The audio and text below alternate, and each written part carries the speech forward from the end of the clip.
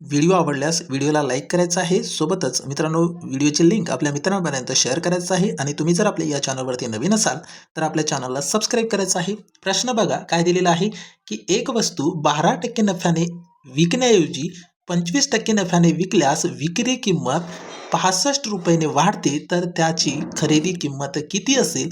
तर मित्रांनो आपल्याला विचारली खरेदी किंमत. बघा शॉर्ट ट्रिक्सनुसार आपल्याला या ठिकाणी या प्रश्नाचं उत्तर सेकंदात काढता येतो.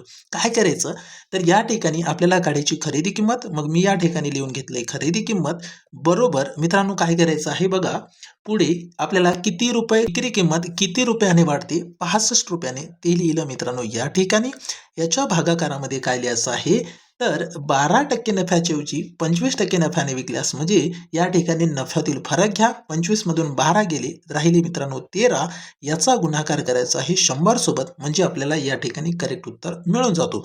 13 ने 65 ला भाग जातो 13 एक 13 13 पंचे 65 5 गुणिले 100 केले तर किती येईल मित्रांनो 500. हे 500 रुपये आपल्याला या ठिकाणी खरेदी किंमत मिळालेली आहे. पर्याय डी मध्ये आपल्या प्रश्नाचं उत्तर आहे.